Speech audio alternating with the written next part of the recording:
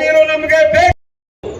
ಎಲ್ಲ ಪಕ್ಷಗಳು, ಕಾಂಗ್ರೆಸ್ ಇರಲಿ, ಜೆಡಿಎಸ್ ಇರಲಿ, ಬಿಜೆಪಿ ಇರಲಿ, ಎಡಪಂಥೀಯ ಸಿಪಿಎಂ ಪಕ್ಷ ಇರಲಿ, ಕೆಆರ್ಎಸ್ ಪಕ್ಷ ಇರಲಿ, ಆಮ್ ಆದ್ಮಿ ಪಕ್ಷ ಇರಲಿ, ಎಲ್ಲ ಪಕ್ಷಗಳ ಮುಖಂಡರು ಇಲ್ಲಿ ನೆರೆದು ಈ ಜಲಾಗ್ರಹ ಸಮಾವೇಶವನ್ನ ಮೂರನೇ ಹಂತದ ಶುದ್ಧೀಕರಣ ಎರಡು ಕಡೆ ಇದೆ. ಒಂದು ಕಬ್ಬನ್ ಪಾರ್ಕ್ ನಲ್ಲಿದೆ, ಇನ್ನೊಂದು ಯಲಹಂಕದಲ್ಲಿದೆ. ತಾವೆಲ್ಲ ಹೋಗಿ ನೋಡಬಹುದು.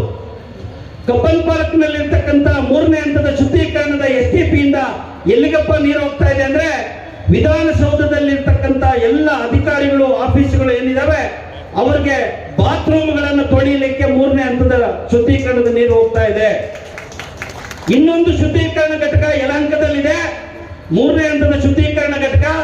ಅದರಿಂದ ವಿಮಾನಾಶ್ರಯ ಏನಿದೆ, ಕೆಂಪೇಗೌಡ ಇಂಟರ್ನ್ಯಾಷನಲ್ ಏರ್ಪೋರ್ಟ್, ಅಲ್ಲಿನೂ ಸಹ ಟಾಯ್ಲೆಟ್ಗಳನ್ನು ತೊಳೆಯಲಿಕ್ಕೆ ಇವತ್ತು ಆ ಮೂರನೇ ಹಂತದ ಶುದ್ಧೀಕರಣದ ನೀರು ಹೋಗ್ತಾ ಇದೆ. ಎಲ್ಲಿದ್ದಾರೆ ಅವರು?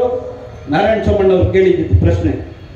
ಇವತ್ತು ಅಂತ ಟಾಯ್ಲೆಟ್ಗಳು ತೊಳೆಯಕ್ಕೇನೆ ಮೂರನೇ ಹಂತದ ಶುದ್ಧೀಕರಣದ ನೀರು ಕೊಡ್ತಾ ಇರ್ತಕ್ಕಂಥ ಸರ್ಕಾರ ಕೋಲಾರ, ಚಿಕ್ಕಬಳ್ಳಾಪುರ ಮತ್ತು ಬೆಂಗಳೂರು ಗ್ರಾಮಾಂತರಗಳ ಜಿಲ್ಲೆಗಳಿಗೆ ಕುಡಿಯುವ ನೀರನ್ನ ಪೂರೈಕೆ ಮಾಡ್ತಿರ್ತಕ್ಕಂಥ ಕೊಳವೆ ಬಾವಿಗಳನ್ನ ಅದೇ ಕೆರೆಗಳಲ್ಲಿ ಕೊರೆಸಿದ್ದಾರೆ. ಅಂತ ಕೆರೆಗಳಿಂದನೇ ಇವತ್ತು ಎರಡನೇ ಹಂತದ ಅರೆ ಸಂಸ್ಕರಿತ ನೀರನ್ನು ತುಂಬಿಸಿ ಅಂತ ನೀರನ್ನ ನಮ್ಮ ಅಡಿಗೆ ಮನೆಗಳಿಗೆ ಸಪ್ಲೈ ಮಾಡ್ತಾ ಇದೆ. ಇದು ಎಂತ ಅಮಾನವೀಯವಾದಂತ ಯೋಚನೆ, ತಾವು ಅರ್ಥ ಮಾಡ್ಕೋಬೇಕು. ಇನ್ನು